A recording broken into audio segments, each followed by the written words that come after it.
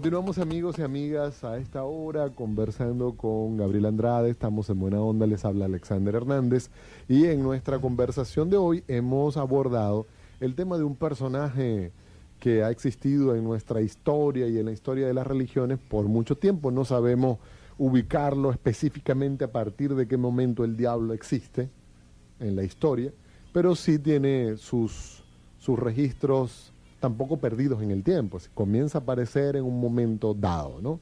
Hay otro cuento que les quería contar, es un cuento de la tradición popular de Finlandia, y dice así: una vez el diablo quiso comprar un poco de madera, así que fue a una casa y preguntó si tenían madera para vender. El granjero accedió a venderle un poco, pues el comprador ofrecía pagar un buen precio. Bien, dijo el granjero, cuando hubieron cerrado el trato, te vendo todos los árboles de mis tierras, que no sean rectos ni retorcidos. Así que fueron a echar un vistazo al bosque. El diablo se puso a saltar de un árbol a otro diciendo: este es retorcido, este es recto, este es retorcido, este es recto. Y así con todos los árboles, hasta que al final no le quedó por ver ni uno que no fuese recto o retorcido. De manera que el diablo se quedó sin una mala ramita, pese a que había pagado por adelantado. Granjero malvado, exclamó, me has engañado con la venta de leña y me has dejado sin nada. Bueno, supieras, Alex, por supuesto, cuando tú me hablas de Finlandia, yo estaba pensando, antes de que lo leyeras, en la Finlandia precristiana, pero yo sospecho que estos son después de que el cristianismo llegara a los países nórdicos.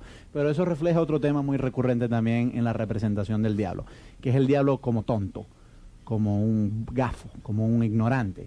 O sea, ya vimos uno que es el diablo envidioso que quiere ser como Dios. Exactamente, eso es un tema muy recurrente, pero esto también es una característica muy atribuida sobre todo en el cristianismo, y siempre se ha postulado la idea de que cuando Cristo salvó al mundo, según el cristianismo, venció al diablo, y de hecho lo engañó. En un principio, cuando Cristo murió, el diablo pensó que había vencido a la humanidad, sembrando el mal, claro, crucificando al Hijo de Dios, pero no se dio cuenta, es más o menos como lo planteaban los teólogos cristianos, no se dio cuenta de que haciendo eso se estaba venciendo al mismo, porque Cristo salvó a la humanidad con su muerte. Entonces esta idea del diablo como tonto es muy recurrente, pero me llama la atención también de ese cuento que acabas de leer, la idea de la transacción, de gente que quiere hacer negocios con el diablo, que esto también ha sido un tema muy recurrente en la literatura de Occidente. Yo no sé si en la literatura islámica, pero en la literatura de Occidente sí. Hay una historia muy famosa, la de Fausto, ¿la conoces? Sí.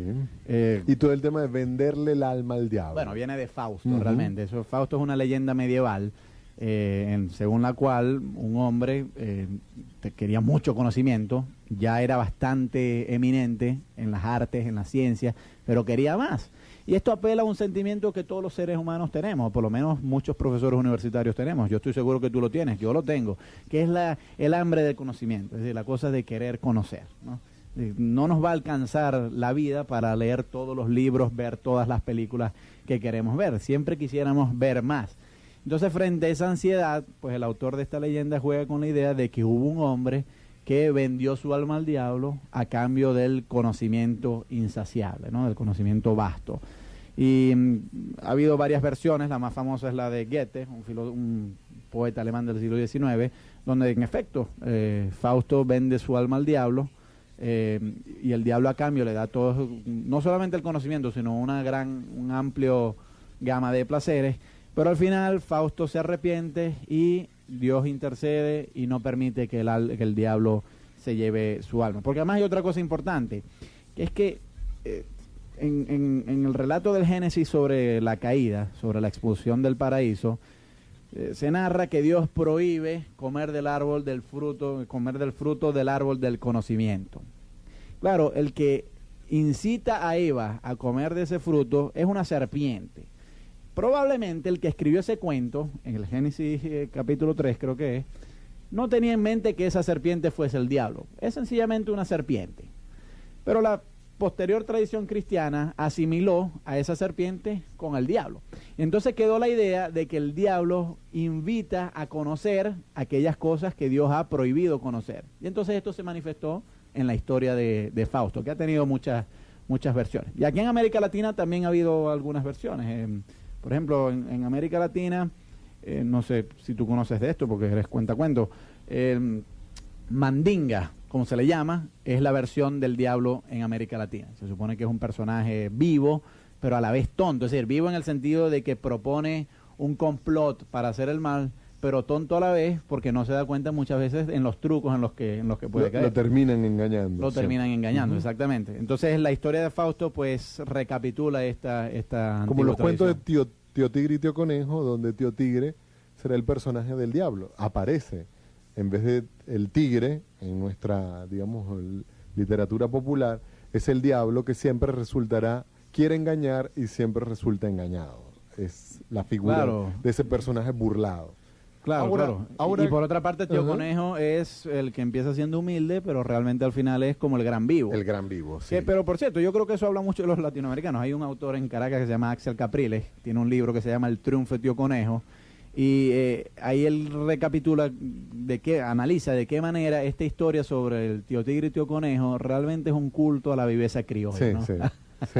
No sé si tú conoces ese libro. Sí, claro.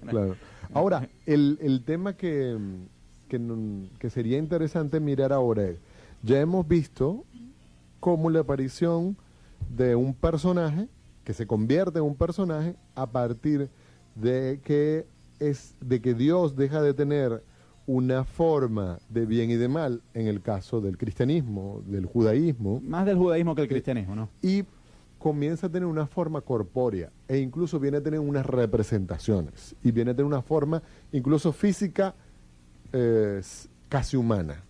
Claro. Fíjate tú, en la Biblia no hay una descripción física del diablo. Se habla, por ejemplo, de la bestia en el Apocalipsis, ¿no? Que es un monstruo de 1000 cabezas y el dragón. Pero no es una descripción muy precisa. El diablo viene a aparecer en el arte pictórico más o menos a partir del siglo IV después de Cristo. Es cuando se empieza a representar. Y el motivo más común era, representarlo en función de las descripciones que hay en el Apocalipsis, que son muy pocas. Son monstruos de muchas cabezas, ese tipo de cosas. Pero hay un dios de la mitología griega que fue el que se utilizó para plasmar la figura del diablo, que es el dios Pan.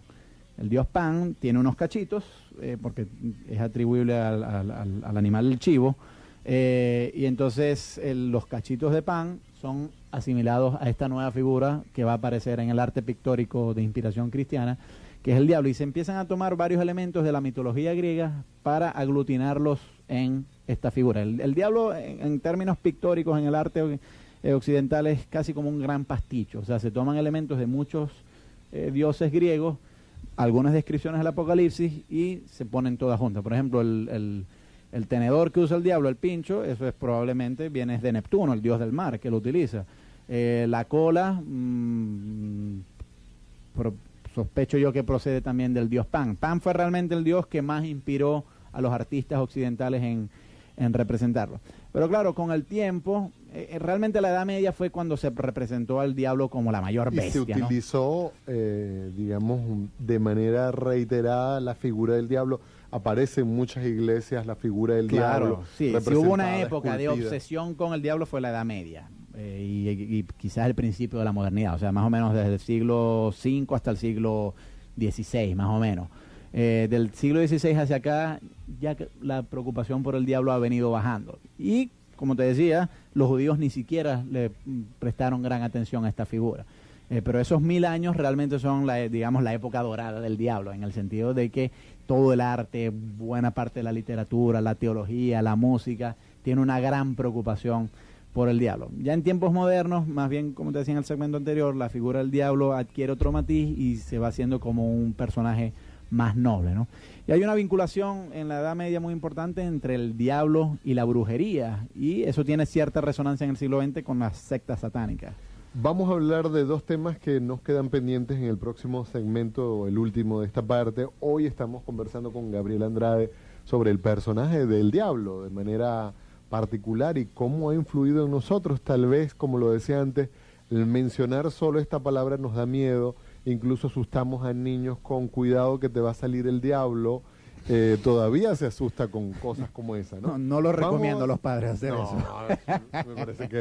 Me parece que es muy feo, ¿no? Sí. Pero bueno. Pero buena parte de toda una generaciones las asustaron con el diablo. Incluso todavía uno entra a iglesias, especialmente iglesias europeas, medievales, y la figura del diablo es casi más importante que los santos o que la misma figura de Jesús. Nosotros continuamos con San Alejo, un tema que se titula El Diablo.